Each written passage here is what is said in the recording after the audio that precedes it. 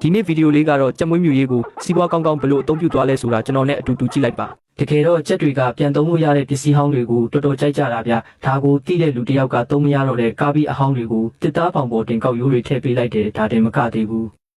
ဖြတ်ပြီးသားပလတ်စတစ်ဘူးဟောင်းတွေကိုလည်းကောက်ရိုးတွေဖြည့်ပြီးကျက်မတွေအတွက်ရိုးရိုးရှင်းရှင်းနဲ့အဆင်ပြေမဲ့အတိုက်လေးတွေဖန်တီးပေးခဲ့တာပေါ့ကျက်မတွေကလည်းဒီအတိုက်တွေကိုသဘောကျပြီးလက်လျှောက်ရင်းနဲ့တောင်ဥတွေဥချခဲ့ကြတာမြေကြီးပေါ်မှာပြန့်ကျဲလို့ပေါ့ဗျာ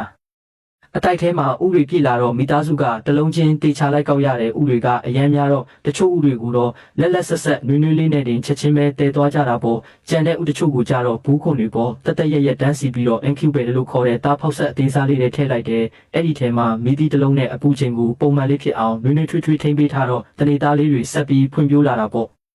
ရနေနဲ့ကြာတဲ့အခါမှာတော့အဝါရောင်ချက်စင်လေးတွေချက်ပေါက်စလေးတွေမရေမတွက်နိုင်အောင်တပြိုင်တည်းပေါက်လာတော့တာပဲပြီးတော့သူတို့ကိုတီးတန့်မွေးမြူရေးနေရာလေးစီပြောင်းပေးလိုက်တဲ့အခါခြံဝန်းတစ်ခုလုံးချက်ကလေးတွေနဲ့ပြည့်သွားပြီးတဆဆအော်လှုပ်လှုပ်ရှားရှားနဲ့စားတောက်နေကြတာတကယ်ကိုအသက်ဝင်လို့နေပါတယ်နောက်ဆုံးမှာတော့ဦးရလာတဲ့အထက်ကအများစုကိုဘူးခွန်ကြီးတွေတဲ့တိတိချာချာစီပြီးရောင်းချလိုက်ကြပြီးအနှဲငယ်ကူပဲနောက်ထပ်ချက်ကလေးတွေထပ်ဖောက်ဖို့အတွက်တင်းစီထားလိုက်ပါတော့တယ်